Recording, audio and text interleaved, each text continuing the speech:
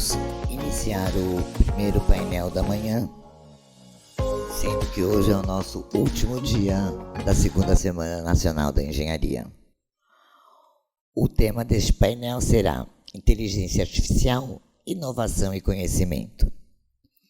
Eu quero agradecer aos nossos patrocinadores, Patrocínio Master, Confia, Conselho Federal de Engenharia e Agronomia, Patrocínio Ouro, Acciona e Anetrans. Patrocínio Prata, ABS, Comba, Telecom. Patrocínio Bronze, Brasinfra, CIE, Cinicesp e VEG. Apoio institucional, ABMS, ABDIB, APMEC, APOP, CREA São Paulo, Enel Brasil, Sinaenco, Sinduscom, Sobratema. Vamos, neste momento, assistir ao vídeo de nossos patrocinadores. Era uma vez 7 anões tentando achar a mina de ouro. Muito tempo se passou e eles não conseguiam encontrar a entrada. Até que um dia apareceu uma profissional das geociências. Opa, a Branca de Neve. E ela tinha um plano. Com seu conhecimento e habilidade para transformar tudo ao redor, ela ajudou os 7 anões. Os profissionais da área tecnológica são fundamentais para encontrar soluções que trazem sempre um final feliz para a nossa vida.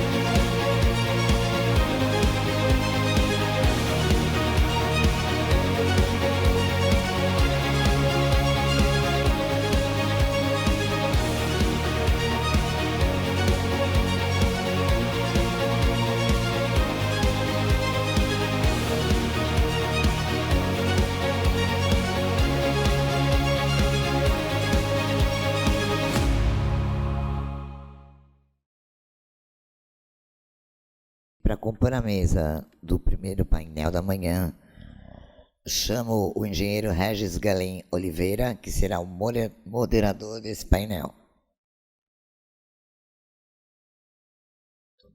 Varran Gopian, secretário de Ciência, Tecnologia e Inovação do Estado de São Paulo. Ângelo Sebastião Zanini, conselheiro do Instituto de Engenharia, doutor em Engenharia. Antônio Talon, coordenador da Divisão Técnica de Indústria 4.0 do Instituto de Engenharia. Um ótimo painel para todos. Muito obrigado aí pela presença de todos os que nos assistem aqui na plateia do Instituto de Engenharia em São Paulo e também aos que nos assistem pela internet. Vamos tratar então nesse painel de um tema extremamente atual para o mundo, para o Brasil e para a engenharia. E para falar sobre ele, trouxemos aqui, além do secretário de Ciência, Tecnologia e Inovação do Governo do Estado de São Paulo, professor Varran Gopian, trouxemos também especialistas no assunto. Eu vou propor aqui a condução dos trabalhos desta mesa, com uma pequena apresentação de cada um dos componentes da mesa. Vamos ter aí mais ou menos 20 minutos para cada um. Lá no reloginho no final da sala tem um balizador, é só como uma ideia inicial. E eu gostaria de sugerir que cada um desse, antes de fazer a sua apresentação efetiva, só desse uma rápida passada na experiência profissional de cada um, para destacar isso para os nossos web espectadores. Então, e podemos fazer aqui na mesa mesmo, ou se preferirem ali no púlpito, tá certo?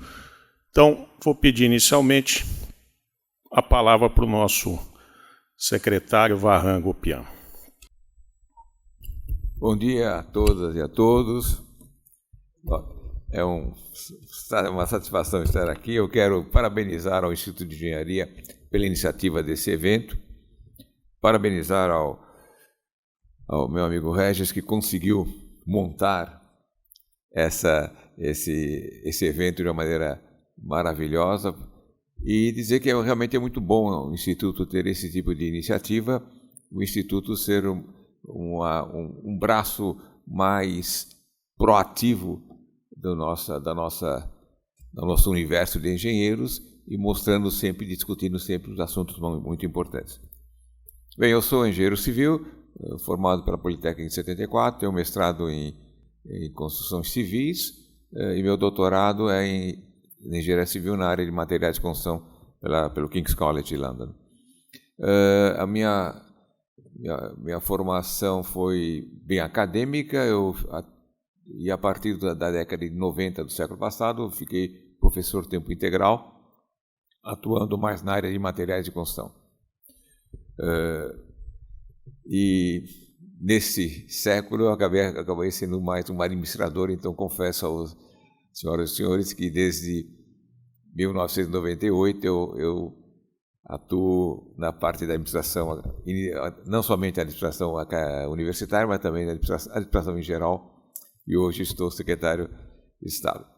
Bem, como eu tenho só 20 minutos, agora 18, eu preciso falar um pouquinho. Acho que o meu papel aqui é dar uma visão de um usuário e uma visão de governo, já que todos que estão aqui são especialistas, jovens, o mais velho já foi meu aluno, então jovens que nasceram já no ambiente da informática, usam os equipamentos de informática sem ler manual. Eu sou da geração que os manuais do software eram do chão até aqui. Quer dizer, não sei de alguém conseguia ler, mas tudo bem.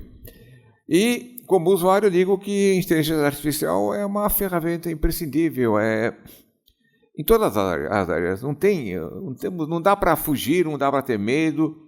Tem até aquelas piadas, né? Eu não tenho medo da inteligência artificial, tenho da burrice natural, mas não é isso. A questão é uma ferramenta nova, muito rapidamente desenvolvida e, de fato, talvez a minha geração fique em um estado de choque. Porque cada revolução que nós tivemos no mundo passavam décadas, século para chegar a outra. Então, da máquina a vapor, a máquina elétrica, da máquina elétrica para a linha de produção, isso tudo é pelo menos de uma geração. Mas a minha geração, e a do Jardim, aqui presente, nós vivenciamos revoluções seguidas, quer dizer, computação. Quer dizer, o computador se tornou uma realidade na década de 60 no Brasil. Computador não para fins militares. A questão da informatização, que chegou violentamente a partir do fim do século passado, e agora o IA. Quer dizer, uma mesma geração sofrendo essas revoluções. Essas revoluções mudam o nosso dia a dia. Vamos pegar na área de engenharia, eu ainda aprendi método de Cross, o Watanabe também, né? Para poder calcular cálculo dos pórticos e tal. Só que com o computador precisa de teorema dos três momentos. Porque é mais fácil, naquela época com o Fortran 4 era mais fácil você conseguir colocar a teorema dos três momentos para calcular os pórticos. Então muda totalmente o conceito. O primeiro prédio que eu calculei na minha vida, e ainda tínhamos um pseudo computador Olivetti que dava para calcular tramo a tramo, não dá para calcular uma viga contínua, tem que calcular tramo a tramo.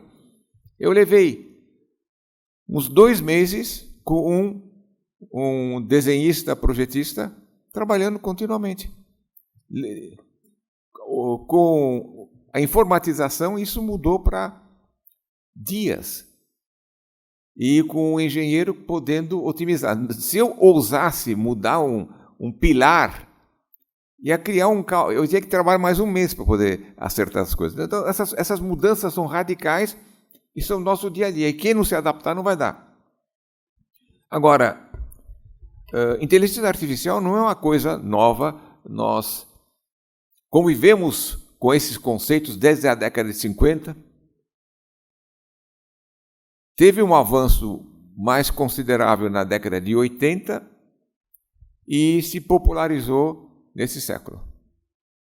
Então, eu acho que cada um de nós, tendo um celular, provavelmente tem algum acesso à inteligência artificial, algum software, algum app aqui instalado. Então, é uma realidade. Isto tem impacto nas nossas atividades. E esse impacto é em todas as atividades. Atividades industriais, serviços, agropecuárias. Sim, agropecuárias. Nós usamos inteligência artificial para economizar fertilizantes e defensivos agrícolas. Financeiras, utilizamos e as nossas fintechs são competitivas internacionalmente. Logística, transportes, ensino, pesquisa, lazer, artes. Então, meus amigos, não tem como evitar isto. É lógico que tem impactos no trabalho, positivos e negativos, e tem problemas éticos. A inteligência artificial depende da inteligência natural. Portanto, ela aprende conforme as informações que ela recebe. E se as informações forem enviesadas, ele vai sair um resultado estranho. Então, sim, a inteligência artificial é racista? É. A inteligência artificial é sexista? É. A inteligência artificial é conservadora? É. Cabe a nós introduzirmos as informações necessárias. Os especialistas vão discutir esse assunto com cuidado. Agora, o que o governo pode fazer? Apoiar. Apoiar o desenvolvimento, apoiar as atividades. O governo do Estado de São Paulo apoia as pesquisas através da FAPESP, Fundação para a Pesquisa do Estado de São Paulo. A FAPESP começou no ano 2020 um grande projeto copatrocinado pela IBM, chamado C4AI, Centro de Pesquisa Aplicada, Center for Artificial Intelligence. E, além da IBM, isso aqui o centro está na USP, particularmente na Poli, mas tem o ITA participando, a PUC de São Paulo e a FEI. Mas o Estado de São Paulo foi mais além. Através da FAPESP foram criados 10 centros de pesquisa aplicada, junto com MCTI e com o Comitê Gestor da Internet do Brasil. Esses centros não estão restritos ao Estado de São Paulo, porque nós temos recursos federais também envolvidos. Temos, além de São Paulo, Ceará, Bahia, junto com o Senai, Minas Gerais, Pernambuco, temos 2 centros, e no Rio, além de São Paulo. E aqui, esses estudos, quer dizer, o Estado não priorizou. A FAPESP não criou prioridades. Então, nós estamos abarcando tudo.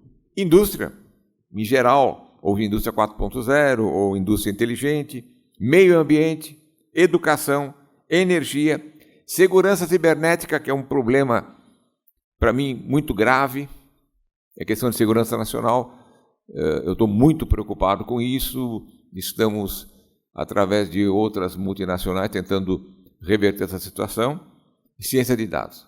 Eu estou falando que a questão de segurança, porque se a segurança cibernética não estiver no país, você não tem o controle e não tem a rapidez das respostas. E a nossa segurança cibernética não está no Brasil, está fora do Brasil.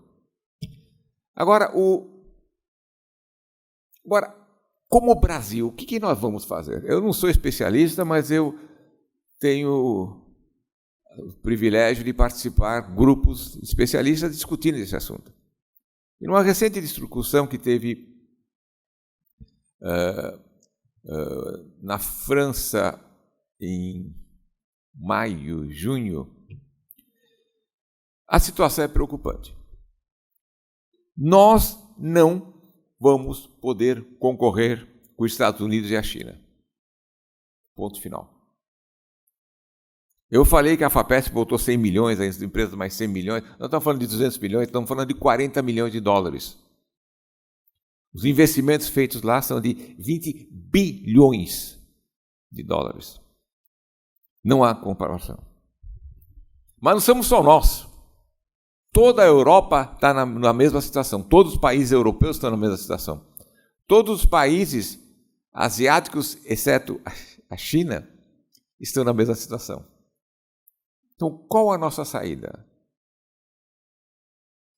Nessas discussões ficou muito claro. Nós não adianta nós tentarmos concorrer. Deixa eu dar alguns exemplos só para ilustrar. A inteligência artificial vai tirar empregos? Sim.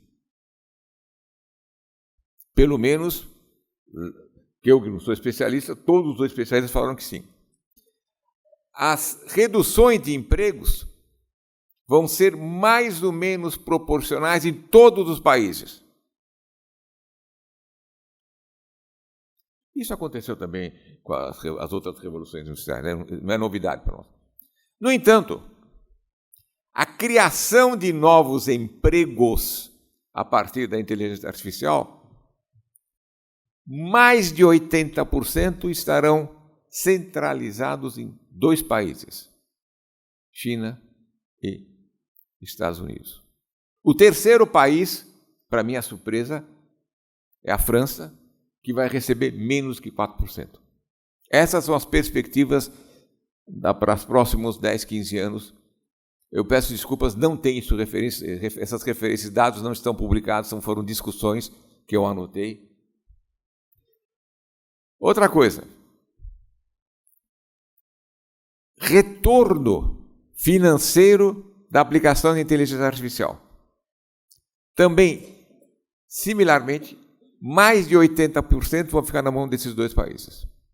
Novamente, a França é o terceiro colocado, deve receber também menos de 4%. Então, o que podemos fazer, Brasil, América Latina, países europeus? Não tinha ninguém da Ásia presente nessas reuniões. Acho que é criarmos nichos. Criarmos áreas de conhecimento que nós podemos ser os melhores. Atuar onde nós, mesmo não desenvolvendo as ferramentas básicas, possamos ser os melhores aplicadores dessas ferramentas.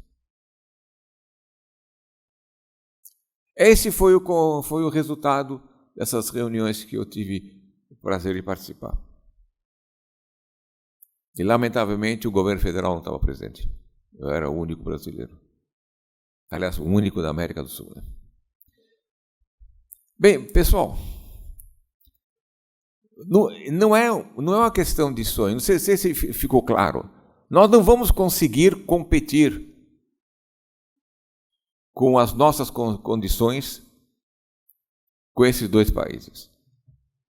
Mas nós podemos utilizar as ferramentas que eles desenvolvem para aplicar em nichos específicos. Por exemplo, eu falei dos fintechs. As nossas fintechs são altamente competitivas. Provavelmente resultado da inflação mirabolante que as pessoas com cabelo um pouco mais grisalhos lembram. A nossa área financeira tinha que sobreviver num ambiente extremamente perverso. E sobreviveu. E as nossas fintechs, de fato, concorrem. É uma surpresa para a área financeira internacional como nossas fintechs são hábeis. Nós temos a área do agronegócio também. Eu citei. Nós estamos, através da inteligência artificial, algumas startups, algumas empresas estão, de fato, otimizando. O Brasil exporta commodities. Agronegócio é commodities, porém com altíssima tecnologia incorporada. Nós não precisamos ter vergonha de exportar commodities, porque nós temos uma tecnologia imbatível. Nós estamos conseguindo fazer, às vezes, ter 3 colheitas por ano em certas regiões, diversificando as colheitas para conseguir maior produtividade. Então, isso tudo, e essa inteligência artificial nos apoia para otimizar isso tudo. O custo, o gasto de insumos e a otimização dos resultados. E outras áreas, por exemplo, energia. Nós temos... A Enel fez propaganda, mas mais do que a propaganda da Enel, nós estamos hoje desenvolvendo processos de obtenção de energia únicas. Isto, com a inteligência artificial, certamente vai ser acelerada e já está sendo acelerada. Na área de energia, nós já estamos aplicando, em nível de pesquisa, há uns 3, 4 anos a inteligência artificial continuamente. Nós somos o único país do mundo que sabe produzir eletricidade a partir do etanol. E também no metanol, mas não para tomar, é para fazer hidrogênio e termos as células de hidrogênio funcionando. E outros nichos que nós podemos definir, que nós possamos atuar de uma maneira intensa.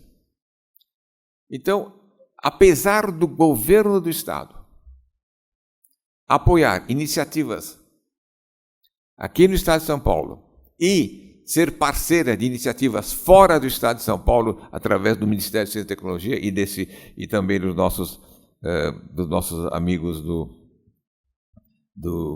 meu Deus, como eles chamam, eles têm um nome,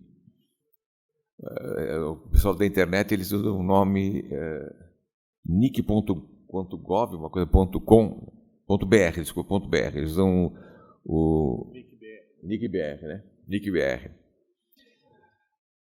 Nós temos que pensar nisto. Isso é uma política de Estado. De novo eu digo, os recursos, é isso que eu vou defender agora no Estado, vou ter uma reunião com o conselheiro da FAPESP, nós temos que, no Estado de São Paulo, pensar dessa forma e o país tem que forçar dessa forma. Na hora que nós pegarmos os recursos brasileiros e distribuirmos de uma maneira vasta, valores pequenos, nós não vamos chegar em nada. Ou a gente concentra em alguns nichos que o país desenvolve, o país define como prioridades, ou então nós vamos perder. Como leigo, então, essas são as minhas considerações, meus amigos. Espero não ter falado muita besteira, mas é isso que eu penso. Eu acho que agora, daqui para diante, como governo estadual e principalmente convencer o governo federal que nós temos que ter nichos muito bem definidos e recursos, não pode ser disperso no país todo, tem que ser concentrado em grupos multi-institucionais, mas em grupos que possam chegar em resultados bem definidos. Obrigado.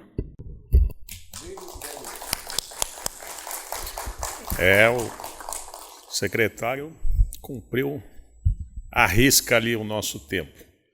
Ele só foi modesto, né, que não citou um dos melhores feitos do currículo dele, que foi ser meu professor na Poli, né, Varran? Isso merecia todo o destaque. Alunos que dão prestígio ao professor. Quem dera. Vamos passar a palavra, então, para o Ângelo Zanini.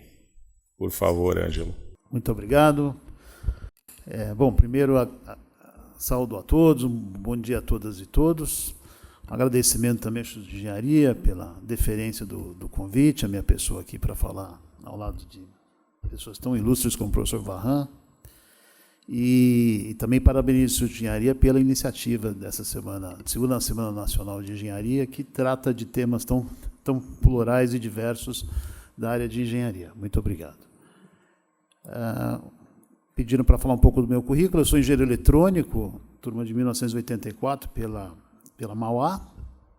Depois eu fiz o doutorado na área de engenharia de computação, que é uma disciplina que junta o hardware com o software, né?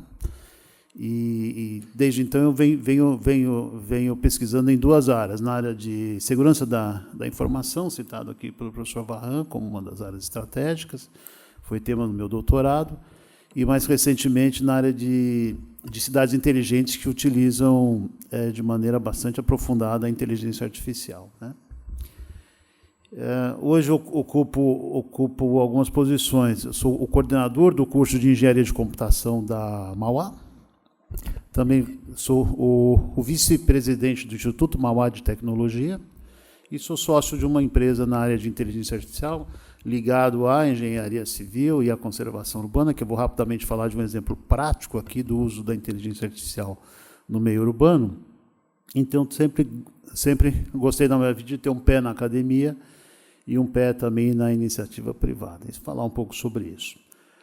Basicamente, o professor também recordou aqui que nós tivemos uma transição muito grande em pouco tempo, né? Eu também, quando eu fiz o curso de engenharia eletrônica, apesar da eletrônica ser ligada à computação, nós nunca tínhamos visto um computador. A Mauá tinha um IBM 1130 numa sala fechada, ninguém podia entrar, nós fazíamos uma programação em Fortran 4, num formulário lá, uma moça lá perfurava cartões, nós submetíamos ao computador, algum colega mal intencionado, brincalhão lá no refeitório, embaralhava os cartões, então a gente tinha que colocar na ordem de novo, submetia e via o resultado, mas nunca tínhamos visto um computador, né?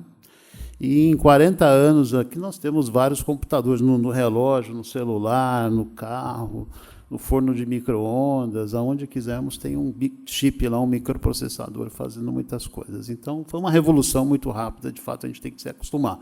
E a inteligência artificial, ela mudou um pouco a ordem das coisas. Antes nós tínhamos que algoritmizar alguma coisa. Se eu quisesse desenvolver um software que calculasse uma estrutura, como comentou o professor Varran aqui, nós tínhamos que ter um algoritmo que chegava, então, àquele cálculo. E a inteligência artificial inverteu esse modelo. Hoje nós damos exemplos às máquinas de cálculos, de entrada e de saída, e ela infere o algoritmo. E então nós chamamos de treinamento de máquina. Então você não precisa mais desenvolver o algoritmo para que a máquina desenvolva aquilo. Ela aprende. Ela literalmente aprende a partir de exemplos, né? Dá um exemplo, 2, 10, 15, 20, 100, 200, 1000 exemplos, ela entende como é que você chegou àquela saída em função de uma entrada, e isso basicamente revolucionou a computação, porque acelerou muito o processo como um todo.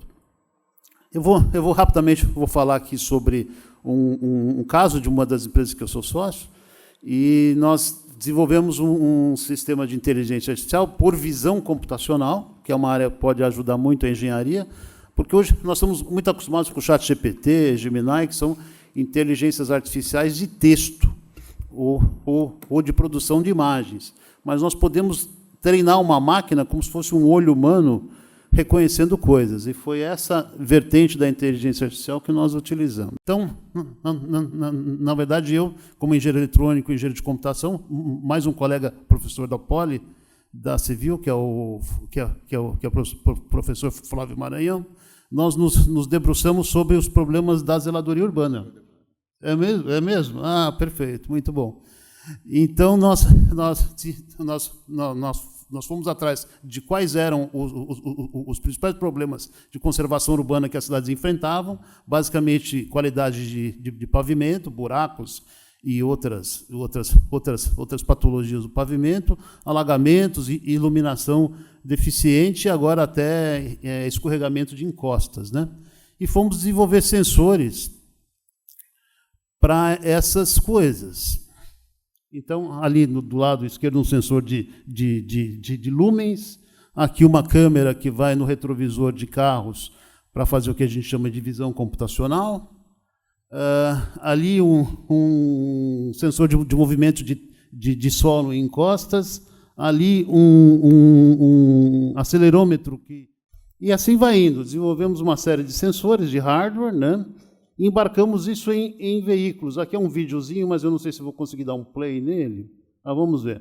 Então, à medida que os veículos vão transitando pelo meio urbano, os sensores vão vendo as deficiências do meio urbano, os buracos, os pontos de alagamento, as bocas de lobo que estão entupidas, e assim sucessivamente. Nós temos instalado isso para não colocar mais carros no meio urbano. Nós temos instalado esses sensores em carros de aplicativos e táxis. Então, por exemplo, São Paulo tem mais de 100 veículos rodando com esses sensores. Lá em Curitiba tem mais de 40, em Porto Alegre tem 50, e assim sucessivamente. Então, uma das primeiras medidas que nós fizemos foi o índice de rugosidade internacional, o IRI, né? Então, o IRI, ele aqui também tem um videozinho que eu não sei se eu consigo tocar, mas basicamente quando aquela rodinha ela vai transitando pelo meio urbano, ela vai vibrando, e nós fizemos por inteligência artificial uma correlação entre a vibração e o índice internacional de rugosidade. E com isso nós pintamos, por exemplo, a cidade de São Paulo, desde verde escuro, que é um IRI muito bom, até um roxo escuro, que é um IRI muito ruim. E aí a prefeitura começou a ter uma visão total dos 17 mil quilômetros da cidade de São Paulo em relação à qualidade do pavimento, e com isso conseguiu fazer o plano de recap da cidade de São Paulo, que antigamente era basicamente mais baseado em critérios subjetivos, para critérios objetivos. Aqui a cidade de Porto Alegre, por exemplo, né, a mesma coisa, onde consegue se calcular índices, né? Então, qual é o percentual da cidade de Porto Alegre que tem um pavimento ótimo, bom, até péssimo? Esses dados são públicos, eles apresentaram um artigo recentemente sobre isso, por isso que eu estou podendo mostrar aqui. Aqui uma via específica. Até há pouco tempo atrás, em Porto Alegre, quando ia se repavimentar uma avenida, repavimentava-se a avenida inteira. Agora, pode-se repavimentar só os trechos onde o índice de rugosidade está acima de um certo limiar lá que definam como razoável para sofrer uma intervenção.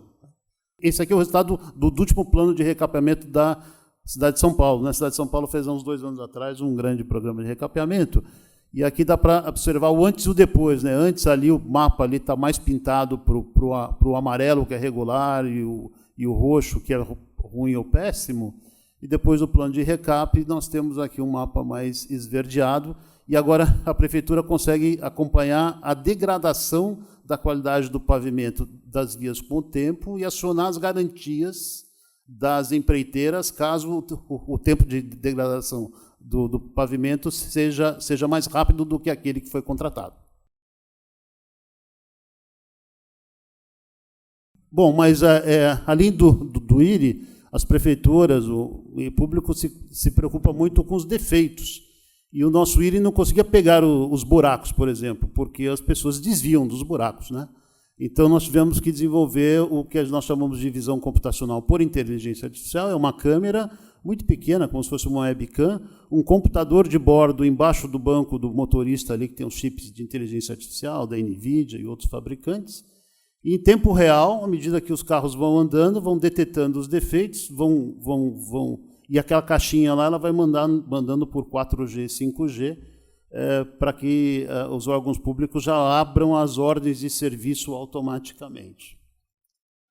Então, aqui era um filme também, mas que eu não vou conseguir passar nesse momento, mas, basicamente, o sistema ele vai fazendo esses retângulos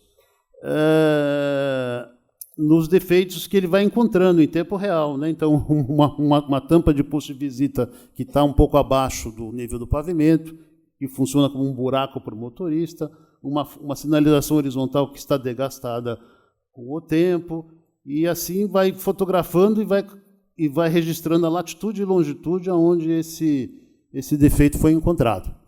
Basicamente é isso que acontece, né? E vai informando os órgãos públicos quase em tempo real. Não é bem em tempo real, porque tem um processamento um pouco sofisticado a ser feito, mas em meia hora o órgão público tem essas informações aqui. A parte de iluminação pública é a mesma coisa. Aquela bolinha que eu mostrei num dos slides é um sensor de lumens, que vai detectando a quantidade de lúmens que chega ao solo em cada trecho de 10 metros, que não é o fato da luminária estar acesa ou não. Muitas vezes a luminária está acesa, mas tem uma copa de árvore, tem alguma obstrução ali que faz com que a iluminação não chegue nos níveis da norma BNT, que regula isso, né? Então, de maneira dinâmica, nós podemos medir o índice de lúmens de cada trecho de 10 metros e pintar um mapa com as áreas, com os trechos bem iluminados, os trechos mal iluminados, que não seguem a norma. Existe uma correlação muito grande entre luminosidade e segurança pública. Então, aí as prefeituras se interessam, porque, obviamente, iluminando melhor os trechos que não cumprem a norma, tem reduzido os índices de criminalidade nessas posições. E aqui outros índices, né? Depois que você tem um banco de dados com tanta informação, entra no que nós chamamos de um Big Data. Tem uma quantidade boçal de informações e com ciência de dados você consegue ir tirando conclusões que antes de você ter essas informações, a priori, você não conseguiria tirar as mesmas conclusões, simplesmente pela falta de informação. Nós estamos numa época onde dados, de fato, tem sido um grande vetor de tomada de decisões assertivas em função do que você está vendo e você está segmentando com essas informações, né? Aqui então, tem, enfim, na prefeitura, essa aqui acho que é de São Paulo, de Jundiaí, a prefeitura de Jundiaí, eles tinham pontos de alagamentos. Nós conseguimos fazer um treinamento de máquinas, aí chama de série temporal. Os últimos 15 anos de Jundiaí, quais foram os pontos que alagaram mais ou menos em função do índice do volume de chuva?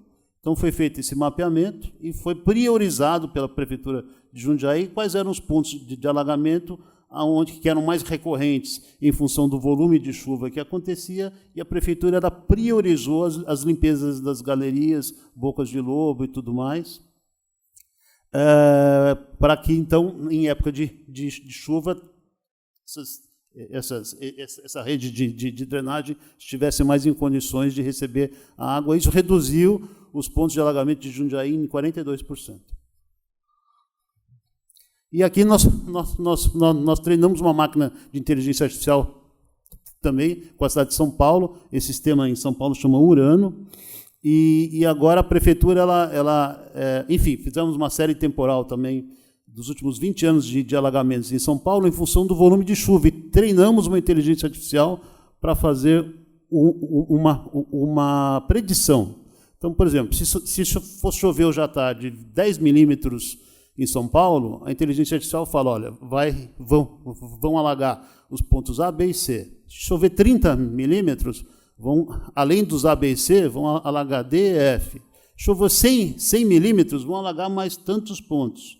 E a Defesa Civil, em função da previsão do tempo, né? Infelizmente, em São Paulo, nós não temos uma boa previsão de pluviometria ainda, mas, enfim, recorremos a uma conjunção de vários institutos de pesquisa. Agora, com o supercomputador do INPE, que foi comprado, esperamos que isso tenha uma acuracidade um pouco maior. Mas, em função disso, a Defesa Civil já se antecipa. Bom, se hoje vai chover 60 milímetros em São Paulo, então tais pontos vão alagar pela inteligência artificial e já vão movimentar as equipes de socorro ou de precaução para a proximidade desses pontos. Isso tudo se integra aos sistemas, né, onde, como disse o professor Varran, antes eram só os fiscais que fiscalizavam os buracos e tudo mais, depois os cidadãos começaram a reportar pelo Waze os defeitos. Agora tem inteligência artificial com as câmeras que também fica varrendo a cidade aleatoriamente com Ubers e táxis. E isso tudo se integra a uma grande plataforma de banco de dados, de maneira a retirar as redundâncias, né?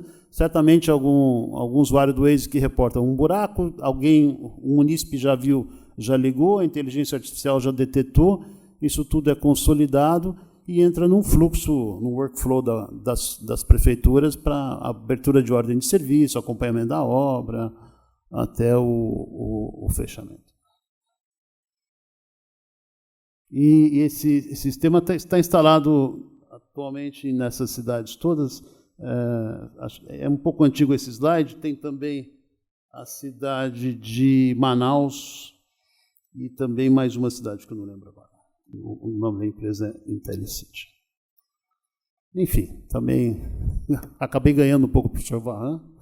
Consegui acabar uns 3 minutos antes. Aqui estão os meus contatos. Se alguém tiver alguma dúvida, também vou ficar à disposição aqui na nossa sessão de interação com a plateia. Muito obrigado.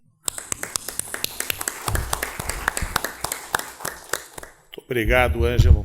A gente percebeu aqui que a inteligência artificial ela corta alguns empregos, mas, por exemplo, aquele que tem que apertar o cabo desse monitor que não para de ficar intermitente aqui, precisa manter esse emprego aqui. Dá uma olhada, Mário, por favor, aqui.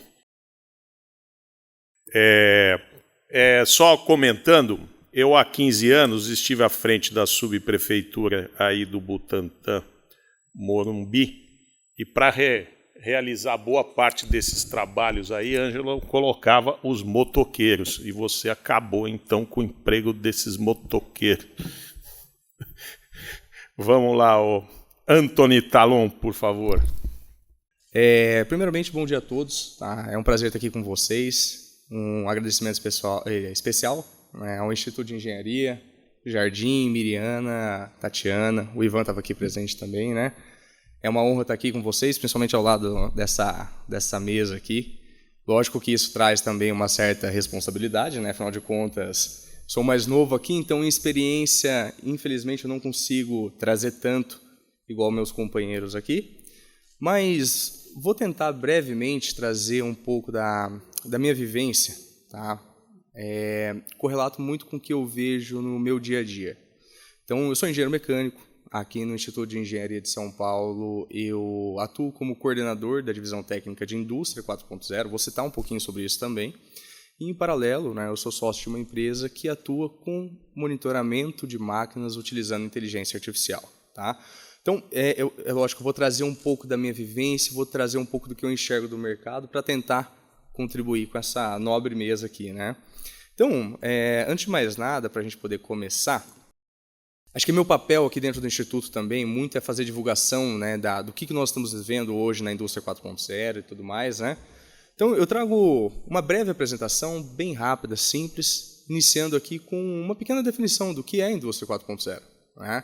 Então, é lógico, eu vou pedir licença àqueles que já estão familiarizados com o tema, tá? Mas para que a gente possa até trazer alguns pequenos conceitos que a gente vai discutir aqui na nossa conversa, né? Eu vou definir algumas pequenas coisinhas e depois vou dar sequência na minha linha de raciocínio. Né? Então, a indústria 4.0 ela representa hoje a 4ª revolução industrial. Tá? Então, quando a gente olha no nosso histórico, a gente viveu no passado algumas revoluções industriais. O que é isso? É aquele momento em que a humanidade teve uma alteração abrupta em produtividade. A primeira se inicia, né, em 1784. A gente vê bastante disso nos livros de história, né? Quando a gente teve ali a mecanização do tear e a máquina a vapor. Tá? Um pouquinho mais adiante, a segunda revolução industrial, aquela que a gente vê, inclusive, né, algumas referências no filme do Charlie Chaplin e tudo mais, em 1870, né, surgem ali principalmente a eletricidade, o motor a combustão e também as linhas de produção em larga escala. Tá? Um pouco mais para frente, a terceira revolução industrial, já mais próximo de nós, em 1969, surge ali a internet, os computadores, tá? E começa a ser mais familiar com o mundo que nós vivemos hoje. Né? Junto com isso, na terceira revolução industrial, surge também a robótica. Né? Até que a gente avança e vivemos os nossos dias atuais. Tá? Hoje estamos, então, na 4ª revolução industrial. Reparem que nessa linha do tempo a gente consegue ver que o gap, as lacunas entre uma revolução e outra foi reduzindo. Hoje a gente vive a 4ª revolução industrial já citando a 5ª. Então as coisas estão se tornando cada vez mais rápidas, tá? E a gente como humanidade está tentando correr atrás para conseguir acompanhar. Então a gente fala indústria 4.0, 4ª revolução industrial, esse termo está se popularizando, agora o pessoal já fala de mercado 4.0, açougue 4.0, tudo é 4.0, né? O que é isso, no final das contas? A gente está falando aqui de uma indústria, tá, onde a inteligência artificial começa a atuar. Mas não somente isso. É lógico que meu intuito aqui não é definir a indústria 4.0, até porque a gente vai falar muito de inteligência artificial, mas a indústria 4.0, de uma forma muito grosseira e muito sucinta, é como se nós definíssemos que agora nós temos um grande volume de dados e uma grande capacidade de análise de dados. Tá? Então, nunca na história a gente conseguiu coletar tantas informações ao mesmo tempo e analisar um volume tão grande de informação.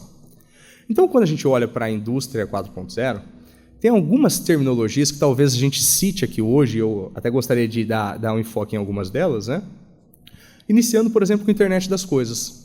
Então, junto com a indústria 4.0 vem o IoT, internet das coisas. O que seria isso? Basicamente, a gente tem agora uma máquina onde nós conseguimos colocar sensores, microcomputadores, e de repente essa máquina que antes ela era offline, ela passa a se tornar online. Agora existe então um gestor, por exemplo, de manutenção que consegue acompanhar uma máquina pelo celular da casa dele. Existe um gerente de produtividade ali que está acompanhando o desempenho de uma linha de produção através do seu celular. Isso muda um pouco a dinâmica da coisa. Só que, obviamente, se a gente está ali tendo uma indústria com várias máquinas, vou até dar um exemplo para vocês, né? Recentemente, fui convidado pelo Instituto de Engenharia a ir para a Bracel, tá? Justamente para falar com o pessoal lá sobre indústria 4.0. E eles me trouxeram uma referência que me chamou muita atenção, que uma única máquina deles tinha 260 sensores. Tá? Então, o IoT que nós estamos falando aqui está tomando uma proporção inimaginável. Qual que é a primeira consequência disso? É a segunda definição que eu trago, Big Data. Né? O que é esse Big Data? Hoje, nós temos um desafio no nosso mundo atual, na indústria 4.0, que é o grande volume de dados. Eu vou trazer uma pequena referência aqui para vocês. O Excel ele tem aproximadamente 1 milhão de linhas. Então, você consegue ter uma tabela lá com 1 milhão de linhas. No meu doutorado, quando eu fui fazer um ensaio voltado para uma usinagem, eu medi a potência elétrica consumida pela máquina. Um ensaio que durava em torno de 30 minutos. Durante esse ensaio de 30 minutos, eu coletei mais de 9 milhões de dados. Ou seja, em 30 minutos, analisando uma máquina, eu ultrapassei em 9 vezes o limite do Excel. Quem mexe com o Excel sabe que, na verdade, o limite do Excel é muito inferior, porque se você começa a colocar muitos dados lá, ele já nem roda direito. Tá? Então, assim, teríamos que avançar um pouco. Há pouco tempo atrás, muito se falava de Power BI. O Power BI ele consegue tratar mais dados, mas quando você vai fazer uma visualização de dados, por exemplo, ele está limitado a 7 milhões de dados. É isso que ele consegue expor dentro de um gráfico para você. Então, a gente está dizendo que em 30 minutos, olhando ali, por exemplo, a potência consumida, a gente ultrapassou o Excel e o Power BI. Isso é o Big Data. Então, agora, com esse volume de dados que nós temos, existe um desafio. Como é que eu analiso isso? Como é que eu trato isso? É aí que surge, então, a nossa queridíssima inteligência artificial. A gente, então, agora tem ferramentas que precisam fazer o trabalho por nós de analisar esses grandes volumes de dados. Tá? Essa inteligência artificial ela pode ser algo treinado por nós, a gente ensinou ela, ou também vem aí o conceito do machine learning, aprendizado de máquina. O professor Zanini citou isso também. Né? Algumas inteligências artificiais têm a capacidade hoje de conseguir aprender por conta própria. Então, é esse o nível que nós estamos chegando. Né? Então, quando a gente olha para esse contexto da indústria 4.0, a gente vê que é possível colocar sensor nas máquinas, mas isso gera um volume muito grande de dados e a gente não consegue mais humanamente tratar esses dados, portanto, inteligência artificial se tornou indispensável. É lógico que alguns outros termos aqui que são interessantes a gente citar também, junto com esses 3 da esquerda aqui que eu citei, a gente tem algumas variações, como, por exemplo, a manutenção preditiva. Né? Então, a partir do momento que eu tenho esse contexto, ou seja, eu tenho máquinas que coletam dados, eu tenho um Big Data, onde eu armazeno todas essas informações, e eu tenho uma inteligência artificial que está analisando esses dados, surge a possibilidade do quê? Eu tenho uma manutenção preditiva. Qual que é a diferença? Manutenção preditiva, né, ela vem um pouco após a preventiva. A preventiva é aquela que, em um determinado momento, você fala, está na hora de parar, por prevenção, para fazer uma manutenção. A preditiva, ao invés de você definir uma data, você define um parâmetro. Então, quando a minha máquina subir a temperatura até tanto, é o momento adequado de fazer uma pausa para manutenção. Então, a gente começou agora a ter a possibilidade na indústria 4.0 de ser mais assertivo nas paradas. Tá? Obviamente, além disso, agora a gente tem a possibilidade de trabalhar com uma robótica muito mais avançada também. A robótica já vem desde a terceira revolução industrial, mas agora a gente tem a possibilidade de avançar ainda mais. Né? E, como o professor Varran comentou, cibersegurança. Esse é um desafio. A partir do momento que a gente tem esse grande volume de dados, esse grande volume de informação, a gente hoje sofre também com questão de segurança na internet, a questão de segurança de invasão de hackers numa empresa, a questão de LGPD, que está se tornando cada vez mais complexo. Então, os departamentos de cibersegurança acabam vindo juntamente com isso também. Bom, fizemos, então, uma breve introdução da indústria 4.0. Agora eu trago essa imagem aqui para a gente poder gerar uma reflexão que eu acho que é o principal aqui do meu raciocínio. Né? É lógico que eu simplifiquei muito, para a gente até não se estender muito aqui, mas eu separei o mercado de inteligência artificial em 3 partes diferentes. Primeira parte que eu enxergo, eu trouxe aqui como exemplo o ChatGPT. É lógico, existem outras inteligências artificiais semelhantes ao chat, mas eu peguei ele como uma referência. Então, o ChatGPT hoje, o que ele é? Ele é uma inteligência artificial robusta, consegue fazer bastante coisa, ela traz um poder muito forte para nós em questão de produtividade, porque ela otimiza muitas tarefas nossas, mas, no geral, no nosso dia a dia, aquilo que é corriqueiro para nós, o ChatGPT ele acaba sendo usado para algumas atividades mais simples. Esse é o nosso dia a dia. Responder um e-mail, fazer um relatório, ter alguma ideia. É importante citar também, né, que dentro da universidade hoje o estudante de engenharia está se formando com o ChatGPT. Né? Então, assim, a nova leva de engenheiros que vão vir são engenheiros que estão habituados a usar o ChatGPT desde o primeiro ano da graduação. Então, nós temos aqui uma ferramenta muito boa que está inserida no nosso cotidiano, as pessoas citam isso. Hoje, em qualquer loja que você vai, às vezes você vê ali o pessoal usando a inteligência artificial. Se você vai num museu... recentemente eu estive no museu e eu vi que o pessoal estava usando o chat como guia turístico. Né? Então o cara ia lá, tirava foto da escultura, trazia a informação via chat, o cara conseguia entender o que estava acontecendo. Então, o ChatGPT, ele, sem sombra de dúvidas, popularizou muito a IA. Mas, ainda assim, nós estamos falando de uma coisa que, para fins de engenharia, é algo relativamente superficial. Esse é o primeiro contexto. Então, essa é a IA do nosso dia a dia, da sociedade no geral. Entretanto, existe a indústria. Aqui eu vou citar a indústria de ponta. Por exemplo, a gente pensa ali numa Toyota, uma Bracell, tá? NASA. Não, a IA para esse pessoal chegou há muitos anos atrás. Então, essa discussão que nós estamos tendo agora, o pessoal já tem há anos.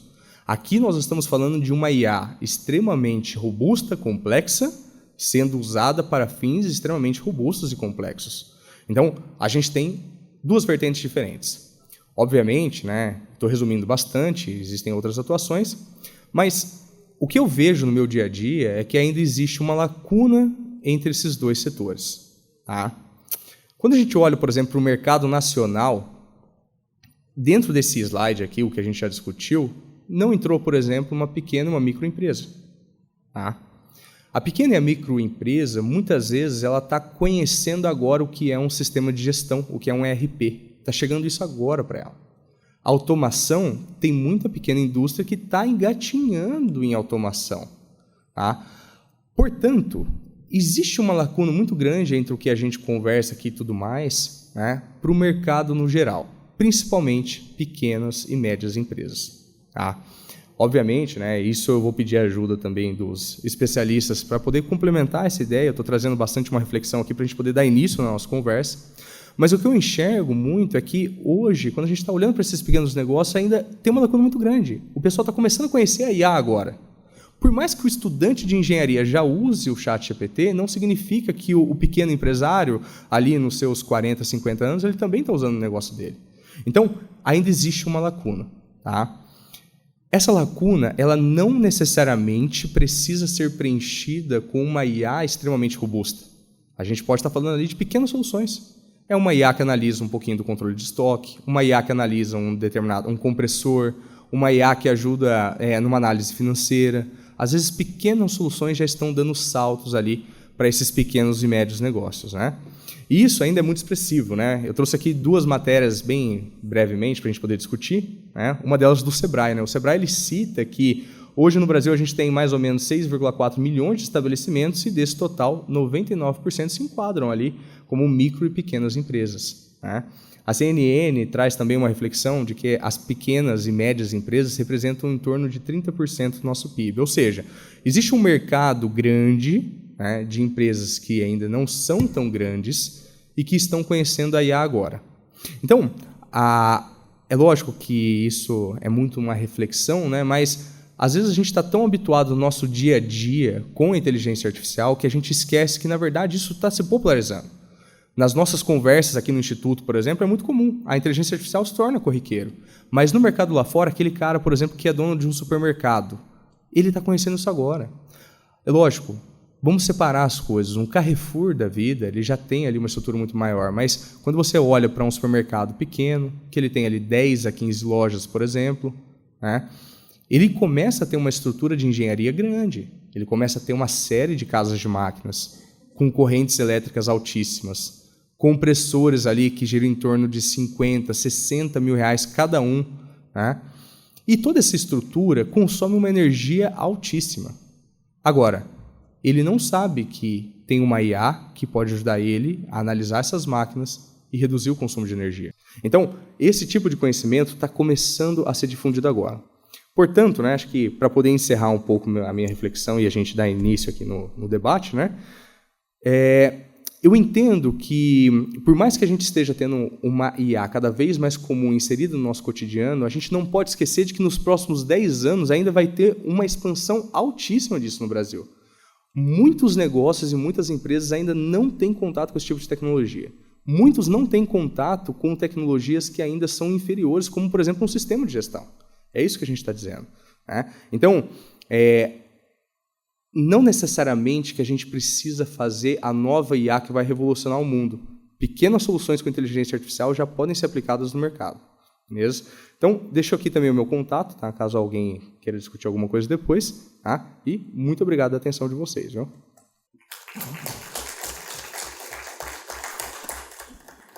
Obrigado, Antony Talon. Eu estava vendo aqui a cara de frustração da nossa vice-presidente de administração aqui do Instituto, a Miriana, que não pôde testar o nosso sistema ali do reloginho, que toca um bip bacana quando o palestrante termina e estoura o tempo aí. Mas eu gostaria de colocar, agora abrir para um debate aqui da mesa, fica muito claro que a inteligência artificial ela tem essa tendência de substituir algumas funções, alguns empregos, mas ela também tem a perspectiva dela criar novos tipos de emprego e novos tipos de uso de informações e necessidades da gente fazer uma interface com ela, buscando todo esse potencial, seja aí no dia a dia ou seja esse das aplicações mais robustas aí de indústria, né? E dos painéis que nós estamos realizando aqui nesta Semana Nacional da Engenharia, que nós temos 15 seminários durante esse período, com mais de 70 palestrantes, um tema que tem permeado praticamente a todos é a questão do apagão de pessoal técnico, de engenheiros, também um apagão no Brasil em função aí de várias coisas, do desenvolvimento também de um apagão de mão de obra mais básico, mas o que está pegando bastante é a questão de você estar aí com um déficit de formação de engenheiros. E aí eu pergunto, o Talon colocou aqui essa questão de você ter que usar, né? Ter as informações e os novos engenheiros já começarem a formação sua na universidade já utilizando a inteligência artificial. Mas, com tudo isso posto na mesa, a questão do Vahan que colocou aí da competitividade com a China e com os Estados Unidos, como é que a gente vai conseguir conduzir dentro desse ambiente, colocando mais esse item aí da inteligência artificial, essa nossa questão de formação de mão de obra? Então, eu gostaria da opinião de cada um, começando pelo Vahan. Eu sou, nesse aspecto, um pouco mais, vamos dizer, menos otimista, não vamos ter pessimista, vamos falar menos otimista. Acho que fica claro, em todas as evoluções que nós estamos vendo, e eu acho que o Talon foi bem didático mostrando, toda essa evolução, há necessidade de profissionais cada vez mais competentes que possam usar as ferramentas novas. Então, quando foi feita a indústria 1.0, com a máquina a vapor, é lógico que os que estavam comandando, e naquela época ainda tinha pouquíssimo engenheiro, acho que em 1784 só tinha a faculdade de engenharia formal na França. Os profissionais tinham que aprender como funcionam as máquinas, ou ver o que é uma linha de montagem, ou então como é que é a automação, e vai assim por diante. E isso não vai ser diferente com a indústria 4.0 e a indústria 5.0. Precisamos de profissionais cada vez melhor preparados para isso. E quando eu digo profissionais melhor preparados, significa que não é que as escolas de engenharia vão ficar com 6 anos, 7 anos, 8 anos, como alguém estava preparando. Não é isso. Nós não vamos ensinar, passar informação para os profissionais. Os jovens de hoje não precisam de informação. A informação está disponível, inclusive, através da inteligência artificial. Nós precisamos formar pessoas que consigam compreender a informação disponível e consigam separar, distinguir o que é importante ou não para a atividade que vai ser feita.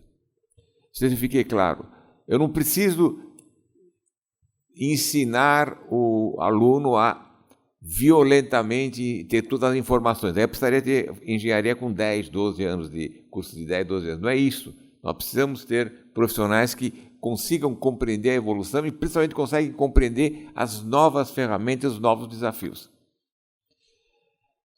Isso é rápido. De novo, a nossa geração, né, Jardim? Nós sofremos muito nisso.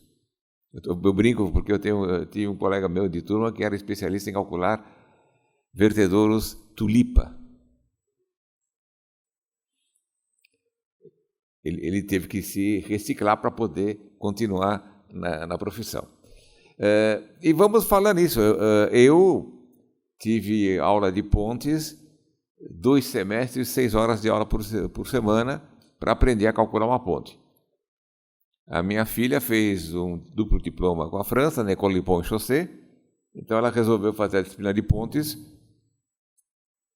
na França, na École de Pont et Chaussée, né? Ela aprendeu pontes em 1 semana. Pegaram a turma, levaram para Budapeste, com outras turmas de outras faculdades também existentes. De manhã visitavam uma ponte e à tarde tinha as aulas teóricas. Então ela teve 15 horas de aulas teóricas. Sabe o que é trem tipo, sabe tudo e, portanto, ela sabe o básico. Só que ela não sabe calcular uma ponte, vai ter que enfrentar. Então, essas coisas que eu estou dizendo, nós temos que ensinar cada vez mais, preparar esse jovem cada vez mais para resolver problemas. E aí começa o nosso maior desafio. Porque esse maior desafio não é falta de escola de engenharia, nós temos vagas sobrando nas escolas de engenharia. Qualquer jovem que queira fazer engenharia deve ter uma faculdade de engenharia próxima à sua residência, ou próxima onde trabalha, disponível com vagas existentes. Mas precisamos de gente que saiba aprender a engenharia. E para isso nós temos que ter jovens possam seguir um curso de engenharia. E é onde nós não estamos conseguindo fazer. Não é falta de engenheiros também. É falta de bons engenheiros que nós estamos tendo no país. O que a China fez não é aumentar o número de engenheiros. O que a China fez foi aumentar o número de pessoas formadas em tecnologia, engenharia e tecnologia. Praticamente metade dos alunos que se formam no ensino superior da China são dessa área, só que bem preparados. E você só prepara um bom engenheiro quando ele entra com os mínimos conhecimentos das ciências básicas, física e matemática, e química, e hoje biologia, cada vez mais biologia. Isso que nós não estamos conseguindo fazer como país. Não adianta aumentar o número de faculdades de engenharia. Nós temos boas instituições, você é da Mauá, temos boas instituições que estão em crise porque o aluno entra numa boa instituição. Eu fui conselheiro da Mauá durante 12 anos. Você entra numa boa instituição, é reprovado no primeiro ano, é reprovado no segundo ano, aí você muda para qualquer UNIS que existe no seu bairro e você se forma, em vez de pagar não sei quanto que está custando uma obra, em vez de pagar R$100.000 por mês, você paga R$600 por mês e você se forma. Mas você não vai ter emprego de engenheiro. Então, Regis, há um apagão de formação de técnicos de engenheiros bons. Isso me preocupa, porque nenhum colega meu contrata engenheiros que não tenham uma formação sólida. Porque ninguém vai colocar em risco um projeto ou vai colocar em risco uma construção. Aliás, já tivemos aqui em São Paulo mesmo experiências terríveis com profissionais mal formados que acabaram provocando desastres enormes na área de engenharia civil. E não é culpa do professor mal formado, a culpa é de quem deu a formação para ele e de quem deu para ele o título de engenheiro. Então, para mim, esse apagão é um problema seríssimo. Sem engenharia, nós não vamos ter desenvolvimento no Brasil. É impossível imaginar um país com 220, 230 milhões de habitantes se desenvolver sem engenharia. Nós não somos uma Suíça, não somos um Uruguai. Nós temos que alimentar 220, 230 milhões de pessoas. Não é 2, 3 milhões de pessoas. É outra realidade. Então você precisa de engenharia, muita engenharia. Precisamos de muitos engenheiros, desenvolvimento de conhecimentos para termos um Brasil do presente. E isso você vai conseguir com a mudança radical do ensino. Eu estava citando, inclusive, eu não me preocupo só de saber matemática, saber fazer cálculo, saber fazer, não é isso. É saber a lógica matemática, a lógica da linguagem. Não se ensina mais gramática no ensino básico. É isso que nós estamos precisando. Então, sim, eu estou muito preocupado, Regis, e eu digo que já havia alguns soluços no desenvolvimento em que meus colegas foram obrigados a contratar no exterior os serviços porque não tínhamos gente. Então, isso é muito grave, isso é muito perigoso. Realmente, a razão, a justificação é muito importante, eu acho que é mais um alerta, espero que nossos governantes acordem para esse problema e compreendam que precisamos, sim, melhorar nosso ensino em todos os níveis. Você brincou de 1 até 6 anos, eu digo sim, de 1 até 6 anos, isso é importante, mas principalmente depois dos 6 anos, eles terem uma formação mais sólida. Desculpe, eu me alonguei, mas esse tema eu acho que é o nosso maior problema como brasileiros. Nós não vamos conseguir deixar aos nossos filhos um país melhor do que nós recebemos, se nós não nos atentarmos a isso.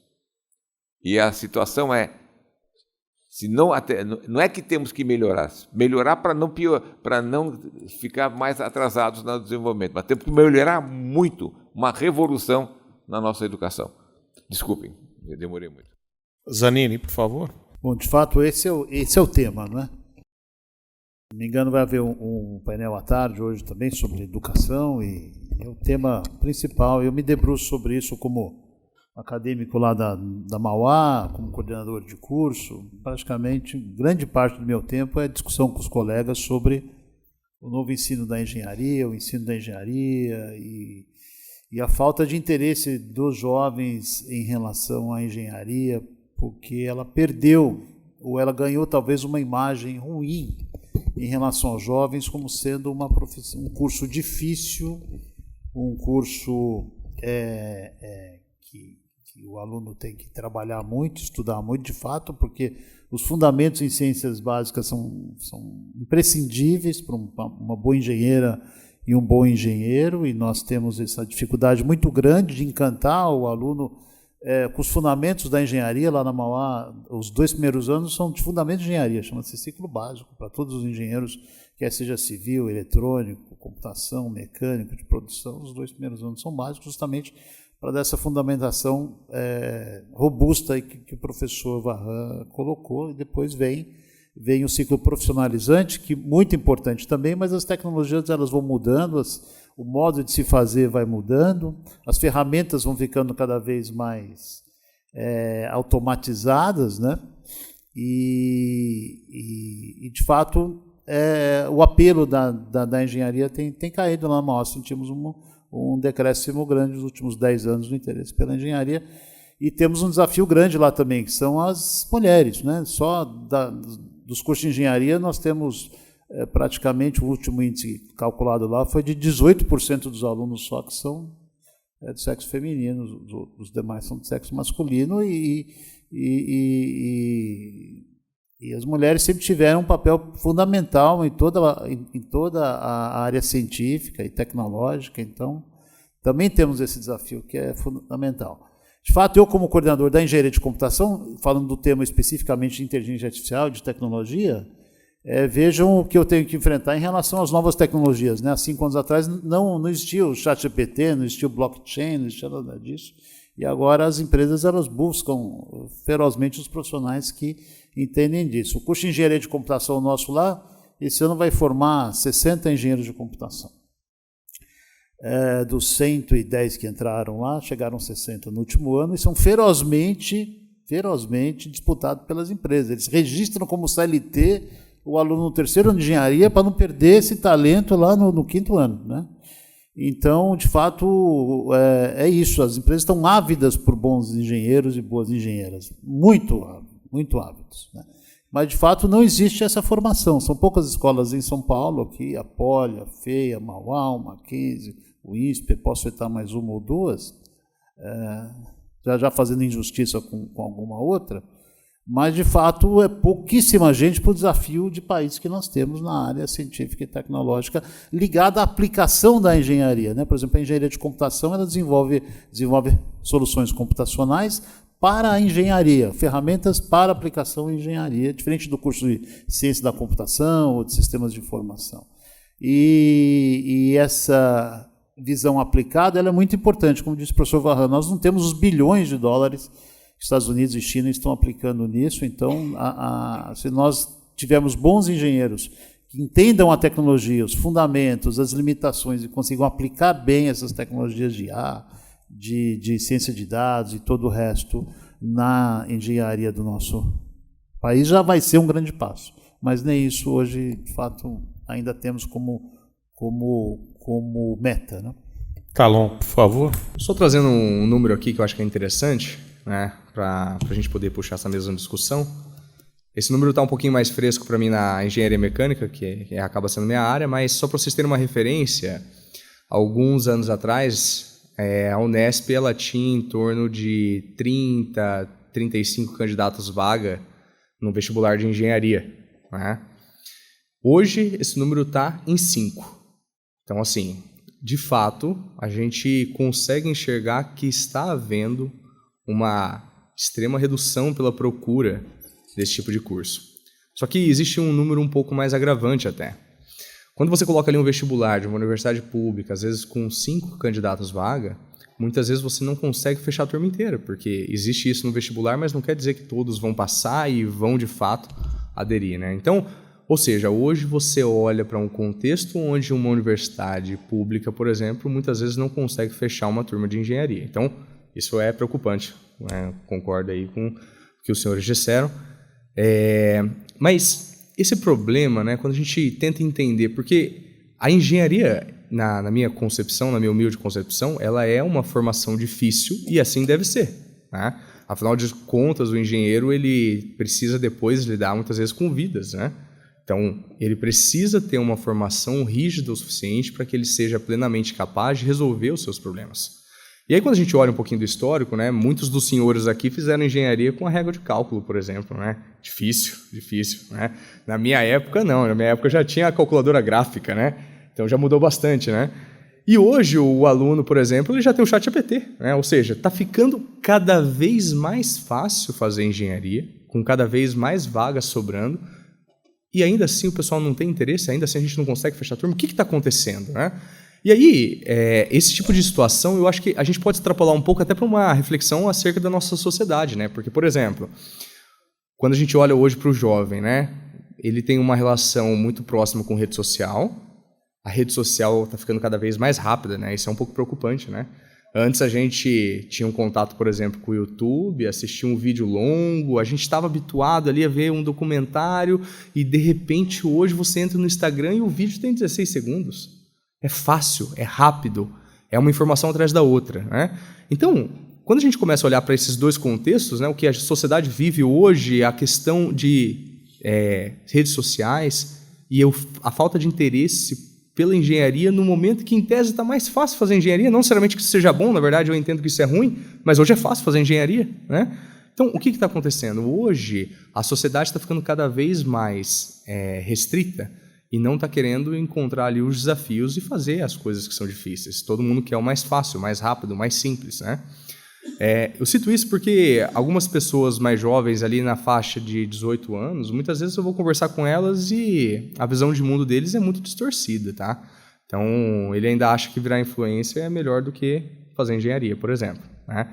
Então, nesse contexto aqui, a gente começa a talvez extrapolar um pouco o foco desse seminário, mas eu entendo que é uma dificuldade grande. A sociedade, ela não está conseguindo enfrentar desafios como, por exemplo, fazer uma faculdade de engenharia, que, sim, deve ser difícil, né? E aí, então, nesse contexto, né, a gente começa com o primeiro desafio, né, que seria a gente conseguir, de alguma forma, fazer a divulgação, né, e trazer os mais jovens para fazer engenharia. E aí eu trago aqui uma segunda reflexão, né, porque eu já conversei com algumas pessoas que nem sequer sabiam que a Unesp e a USP, por exemplo, elas eram gratuitas, né? Então, até que ponto que a gente consegue pegar todos esses jovens e fazer uma divulgação para que ele entenda que ele pode fazer engenharia, que é fácil, que ele tem condições, né? Então, eu acho que esse é um problema, tá? Confesso que paro por aqui, né, porque eu não tenho a solução, um problema difícil, né? Mas, obviamente, a partir do momento que esse jovem ele entrou dentro da faculdade e ele começa a fazer engenharia, hoje com o ChatGPT, por exemplo, a gente tem que tomar um segundo cuidado. Porque ele não pode apenas ser um estudante que usa o ChatGPT para resolver os problemas. E isso é uma falha grotesca que a gente enxerga. As pessoas se acomodam que o ChatGPT é a solução para tudo, mas não tem um senso crítico bom o suficiente para entender a resposta do chat. Hoje, por exemplo, o jovem ele não pode acreditar que resolver uma equação pelo chat é 100% correto. A inteligência artificial ela erra. Inclusive, se nós trouxermos para ela uma informação errada, se a gente alimentar ela com uma informação errada, a gente vai ter uma resposta errada, né? Então, por mais que ainda esteja ficando mais usual o ChatGPT e tudo mais, essas outras inteligências artificiais, a gente tem que tomar cuidado para que a formação de engenharia ela ainda traga um senso crítico e um conceito, uma base boa o suficiente para que os próximos profissionais do futuro que usarão a inteligência artificial no dia a dia, eles tenham o discernimento ali de conseguir pegar e fazer uma triagem nas respostas e nas informações que vão ser colocadas. Senão a gente tem um alto risco de, no futuro, a gente ter profissionais, muitas vezes medíocres, que não vão ter capacidade nem sequer de utilizar uma ferramenta poderosíssima como uma IA. Tá? Me alonguei um pouquinho, desculpa, mas pode seguir aí, fica à vontade. Não, eu queria eu concordo exatamente, mas só dois comentários. O Provão Paulista melhorou um pouquinho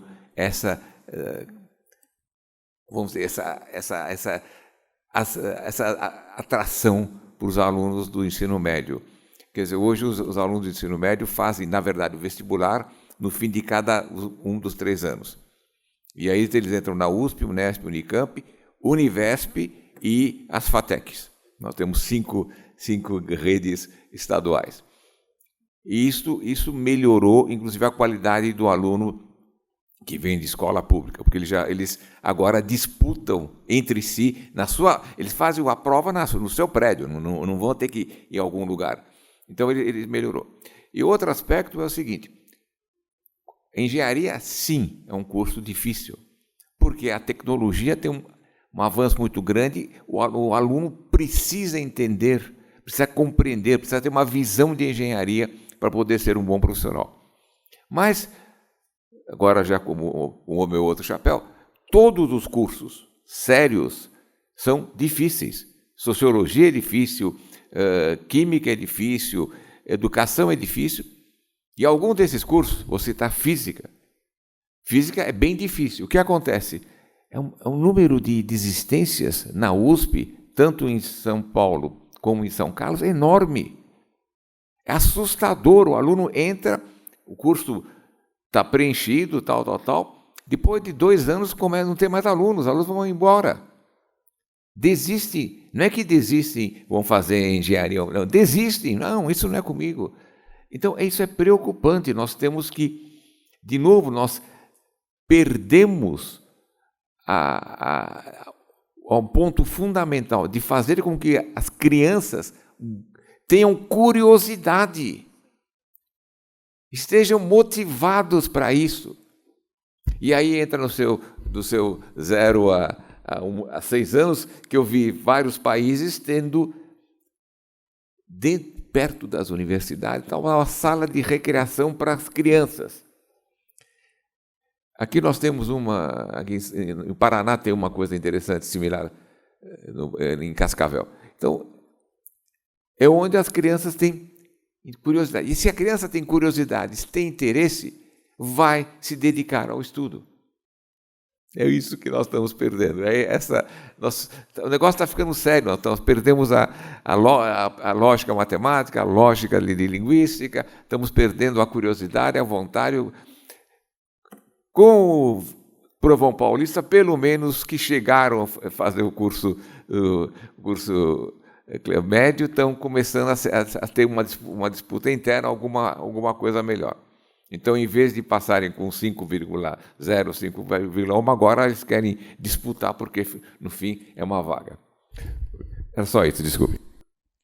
Então, eu acho que está muito claro nessa tua posição aí, né, dos investimentos aí dos grandes países, enfim, e que vão direcionar toda a inteligência artificial, e a gente deve trabalhar por todos os nossos deficiências aí nos nichos, né? Então, aqui a gente teve um painel de mineração em que, fica claro, o Brasil tem a 2ª maior reserva de terras raras do mundo, mas a gente praticamente não explora isso. Nós temos que desenvolver toda uma tecnologia para isso. E também o Brasil tem um potencial gigante que o mundo inteiro fala sobre a bioeconomia, né? E está até aqui presente o Jorge Paulo, que conduziu um ótimo painel aí sobre biocombustíveis, sustentabilidade, descarbonização, né? E o Jorge até me pediu a palavra aqui para fazer uns comentários. Por favor, Anny. Bom dia. Obrigado, Regis. Eu gostaria de adicionar um comentário. Eu tenho uma pergunta, mas eu queria colocar um comentário, realmente, a análise que o secretário Varran trouxe do problema de educação. Na minha visão, secretário, eu acho impossível fazer uma análise em vários setores, mas em especial da busca pela engenharia, sem considerar as décadas que a nossa economia vive com uma taxa de juros que é difícil qualificar sem falar um palavrão, então não vou qualificar. Isso faz com que sonhos não nasçam, né? A gente está tantas décadas com a taxa de juros onde ela está. Mas, enfim, eu vou fazer uma pergunta aqui sobre o tema de inteligência artificial, voltar para a vaca fria da mesa, e aí eu vou fazer com o meu chapéu aqui de vice-coordenador da Divisão Técnica de Inovação para a Economia do Conhecimento e Educação. E era uma pergunta que estava direcionada está direcionada ao secretário Varran, mas a gente está tendo a felicidade aqui de ter uma mesa composta por 4 integrantes aqui do Instituto de Engenharia. Então, acho que pode se estender a todos. Secretário, o senhor conhece bem o Instituto, o senhor está hoje na administração pública do Estado, e o senhor conhece os pontos fortes e fracos do Instituto de Engenharia, né? Então, eu queria colocar uma pergunta: como que esses desafios que a gente tem para o futuro, que o Estado precisa se colocar, e o país também, como que o Instituto de Engenharia, o que o Instituto de Engenharia poderia fazer nos próximos meses e anos para colaborar com esse problema, né, que está aí pela frente? Obrigado. Obrigado. Acho que o Instituto vem fazendo, e esse encontro já é um exemplo, está fazendo o seu papel de defender a engenharia. Eu digo engenharia no geral, não estou falando do engenheiro ou da engenharia, estou falando da engenharia, defender a engenharia, mostrar a importância da engenharia para o desenvolvimento do nosso país. Nós tivemos, talvez até seja culpa nossa, engenheiros, um certo afastamento das decisões políticas. Se eu perguntar hoje dos 500 e poucos deputados federais, quantos são engenheiros? Ou, mais simples, vamos pegar a nossa Assembleia, 93 deputados estaduais. Quantos são engenheiros? Dá para contar na palma da mão. Esse nosso afastamento do centro político de discussões, que a minha geração ainda pegou na década de 70, 80, fez com que acho que a sociedade não entendesse, não compreendesse a engenharia. Eu não estou fazendo um corporativismo, mas sem engenharia não tem desenvolvimento. É isso, é simples, é claro, não existe segredo. Todo país desenvolvido tem um número muito grande de jovens estudando engenharia em boas escolas. Então, acho que esse é o ponto nosso. E o Instituto vem fazendo isso, acho que tem que fazer talvez com mais ênfase e sem falsa modéstia. Sim, sem engenharia não tem desenvolvimento, ponto final. Ponto final. Você não consegue ter desenvolvimento somente com ações financeiras. Não somos um país com 2 milhões de habitantes, 3 milhões de habitantes. Isso que eu quero, eu fico, vamos dizer, irritado até, que as pessoas não conseguem compreender. É engenharia, só com engenharia você pode fazer isso. Isso demonstrado, fica claro, a sociedade percebe o quanto está perdendo. Eu sei que nós temos que levar em conta as visões políticas, as visões sociais, as visões artísticas, tudo isso. Mas tem que ter uma visão de engenharia. E outra coisa, talvez, que a gente possa fazer, é o que a área de medicina está fazendo agora, é lutar pela qualidade da formação. Não estou falando quantidade, qualidade. Então, a medicina também está passando por isso. A Academia Nacional Brasileira de Medicina, esqueci o nome, acho que é Nacional de Medicina, e os outros órgãos da medicina estão lutando para o controle de qualidade dos cursos de medicina. Nós temos hoje um escândalo de médicos se formando sem nunca ter entrado no hospital na vida, e podendo exercer medicina sem ter feito residência, sem nada, né? Então, isso é muito preocupante. E nós também temos essa responsabilidade, porque medicina, ele provoca mortes pontuais. Nós podemos provocar mortes em larga escala. Então, é essa preocupação. Então, eu acho que esse é o segundo fator que nós podemos fazer. Acho que o IEI está, pelo menos nessas últimas décadas, está realmente imbuído em tentar explicar a engenharia. Talvez temos que ser menos modestos e dar exemplos firmes. Quer dizer, todos os países que se desenvolveram ou estão desenvolvidos têm engenharia como seu centro, e, ao mesmo tempo, lutar pela qualidade do ensino de engenharia. Eu vou colocar também a nossa posição.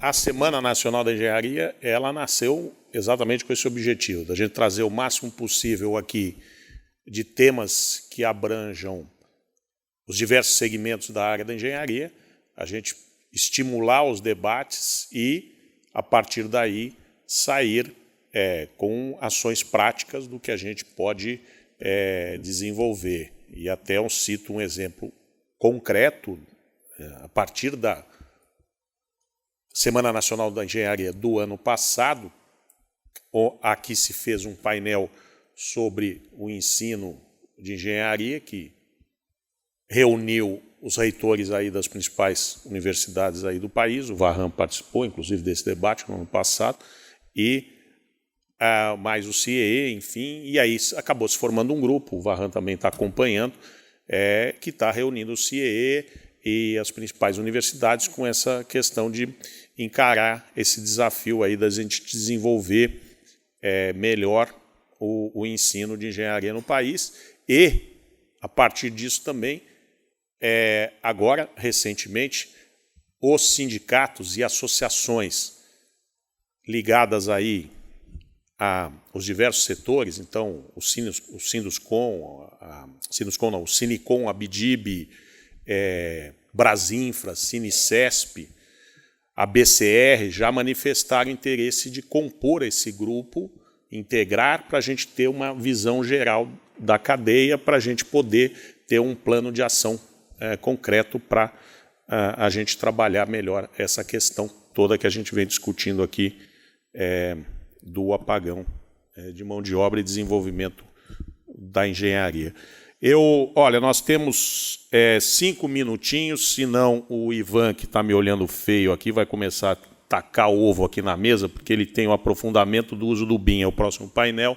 Eu queria fazer uma pergunta para o professor. A sua colocação sobre o posicionamento brasileiro em relação à inteligência artificial não é muito boa para nós. Quer dizer, ele fica numa posição é difícil de ser alcançada e chegar perto dos primeiros. E num painel que nós tivemos ontem ou anteontem sobre energia, houve uma discussão sobre os potenciais brasileiros de energia limpa. Mas justamente chegaram nessa questão de que não tem nenhum país do mundo que tenha mais condições do Brasil de fornecer energia elétrica para os data centers do que o nosso país. Então, a colocação que eu faço é essa. Será que não muda um pouco? A gente não pode disputar e se a gente entrar nesse ramo com essas vantagens de ter energia limpa à vontade aqui, mais limpa do que toda a outra, produzidas no mundo, né? Não mudaria esse score, que a gente fica com muita desvantagem? Nós temos energia limpa hoje, mas não temos muito mais abertura para aumentar. Os data centers que estão vindo para o estado de São Paulo já estão lotando a nossa capacidade de produção de energia.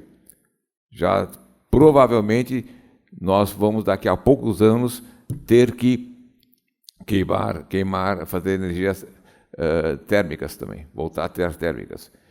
E nas térmicas nós estamos também investindo em energia limpa. O Brasil, relativamente, é um país privilegiado. Nós temos ventos muito bons na região norte e nordeste, nós temos energia térmica natural, solar fantástico, temos grandes fazendas de energia solar já no estado de São Paulo, mas cuidado, nós hoje temos energia limpa e já estamos tendo restrições de conseguir abrir data centers no estado de São Paulo por causa de já estarmos, vamos dizer, superando sobremaneira a nossa capacidade. Então, ainda temos energia limpa. Agora, desculpe, eu não estou falando de nós ficarmos atrás, eu estou falando que nós temos que pegar uns nichos e atuar nesses nichos, sermos eficientes. E nós sabemos fazer isso. Quando nós pegamos energia, a transição de energia, estamos investindo em energia a partir de etanol, nós somos os líderes do mundo. Então, desculpe, eu não estou falando aí de ficar para trás, não. Não estou falando na França ficar para trás, a Inglaterra ficar para trás, a Alemanha ficar para trás. Não, nós estamos falando em, já que há um investimento pesado, por outro lado, de uma coisas mais gerais, nós pegarmos os nichos e sermos os melhores no nicho. Continuar sendo os melhores do mundo no nicho. Mas não vamos poder abarcar tudo. E não precisamos. Nós temos, por exemplo, a tecnologia flex é nossa dos automóveis. Mas a tecnologia, a maior parte das patentes são internacionais. Não são nossas, mas nós sabemos produzir automóveis flex e, com isso, manter energia mais limpa do que com petróleo, né? Então, são coisas. Desculpe, não é nós ficarmos no segundo time, não. Nós temos os melhores em algumas das coisas que nós já somos bons. Edson. Eu, particularmente, tinha e tenho muita preocupação do uso da inteligência artificial. E aí, conversando com algumas pessoas, aprendi alguma coisa, e muito aqui nesse instituto, que o desempenho das estruturas depende de três elementos grandes. Um é o saber, que é dado pela universidade, outra é do empreendedor e a outra é do poder público, que é o regulador desses outros três. Felizmente, na mesa, nós temos um eminente colega, professor Varan, que ele faz a parte do saber e faz a parte do regulador público, porque ele é um político. Quando a curiosidade que eu tenho é que como cada um desses elementos vai usar essa inteligência artificial.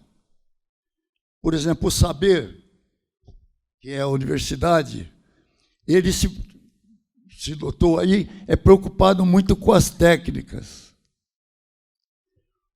O empreendedor, ele quer saber um jeito, uma ferramenta para ele se desenvolver. E o poder público é o que usa mais perigosamente as redes públicas. O senhor agora acabou de fazer, e permite fazer uma observação, o senhor defendeu um ponto de vista que algumas pessoas que não conhecem podem ter dúvida se o senhor está falando como regulador público ou como professor de universidade. Não sei se estou sendo claro.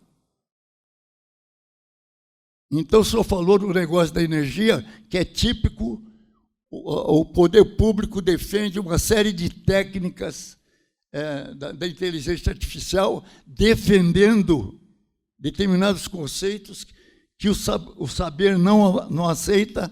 Então, eu deixaria a pergunta, porque o tempo já exauriu, de como é que um desses três elementos que cria o desempenho das estruturas, o saber, o empreendedor e o regulador público, trabalhe com uma técnica de inteligência artificial equilibrada, harmônica.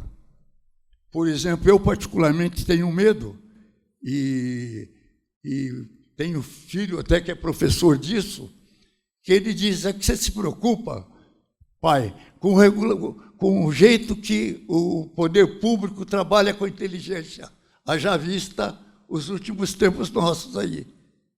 Então ele falou, não se preocupe com isso daí, que isso é viciado mesmo, pai. Se preocupa com a academia e o empreendedor, um negócio sadio.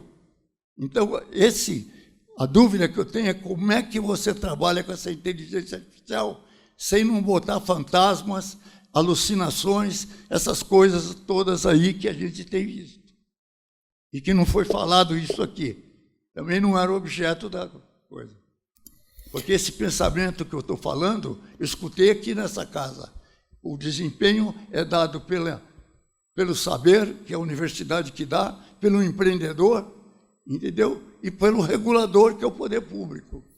Valia essa pergunta dá pano para manga aí, mas consegue um comentário de 1 minuto, Varran? Acho que é o Varran mesmo. Ou o Zanini. Zanini. Rubem Machado, tudo bem? Bom te ver. Bom, enfim, de fato, eu participei faz uns 20 e poucos anos lá na escola de uma discussão muito interessante lá com todo o conselho superior e professores, se o aluno poderia usar calculadora em aula, em prova ou não, né? Então, uma discussão muito aprofundada, que o uso da calculadora ia tirar do aluno o raciocínio lógico e tudo mais, e os erros que a calculadora poderia induzir o aluno em relação ao número de casas decimais que se dá. E temos hoje a mesma discussão lá na academia em relação à inteligência artificial, né? Como utilizar a inteligência artificial de maneira sadia em sala de aula e pelo viés da educação.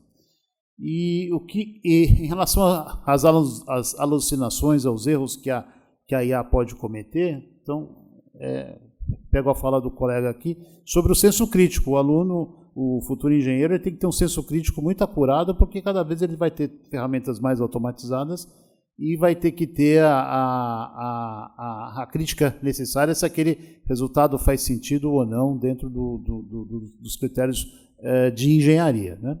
E o segundo ponto é que nós estamos começando só na IA. A inteligência artificial daqui a 5 ou 10 anos vai ter um potencial absurdo, inclusive tem até um movimento contra a supremacia da inteligência artificial, uma inteligência artificial que entenderia de praticamente tudo. Então, há discussões muito éticas e muito interessantes acontecendo, mas eu acredito que o senso crítico, desenvolver no aluno o senso crítico de não confiar cegamente na tecnologia, e sim na sua formação, no nosso caso em engenharia, eu acho que é fundamental. Em relação ao empreendimento, ao empreendedor, eu acho que essa curiosidade que o professor Varran comentou, né, que nós engenheiros talvez sejamos engenheiras e engenheiros hoje pela nossa curiosidade, pela nossa intenção de entender como aquilo funciona e depois de entender como é que eu posso usar aquele fenômeno físico para algo interessante em prol da sociedade. Então, esse é o que motiva o empreendedor. E eu acho que o Brasil, em termos de ímpeto empreendedor, tem muito, né? E, atualmente, os mecanismos de financiamento do empreendedorismo têm aumentado muito, né? No meu tempo lá, a gente chamava de empresa de garagem, né? Hoje não, já são startups com linhas de financiamento tanto públicas quanto privadas. Então, acho que nós temos um caminho bom. E os jovens lá, eles querem ter a sua startup, eles querem empreender. Eu sinto isso muito lá nos bancos escolares. E em relação à regulação pública, eu acho que é o papel da regulação pública, de fato, colocar limites em relação às coisas, ter as discussões mais filosóficas, éticas e de limites em relação a isso. Então, eu acho que o poder público tem se preocupado com isso. É tudo muito novo, mas eu vejo movimentos interessantes, tanto no Brasil quanto no mundo, de correntes de discutindo os limites do uso da tecnologia. Infelizmente, nosso tempo é finito, né? Como disse o nosso vice-presidente da República, o Geraldo Alckmin, quando esteve aqui no ano passado, na Semana Nacional da Engenharia, existem aqueles assuntos em que o moderador deve dizer assim, olha, o tempo é amigo, né? Aqueles assuntos chatos, então vão acabar. E quando o assunto é bom, né, deve-se dizer que o tempo é inimigo. Então, no nosso caso aqui, o tempo é inimigo, a gente poderia falar aqui a semana toda sobre esse assunto, estender, que tem muito pano aí para se falar. Então, agradeço muito aqui ao nosso secretário, Varran Gopian, ao Ângelo Zanini e ao Antony Talon, a todos que nos acompanham, muito obrigado e convido todos para acompanhar o próximo painel aí sob a moderação do Ivan Weiteli, aprofundamento do uso do BIM. Muito obrigado a todos e bom dia.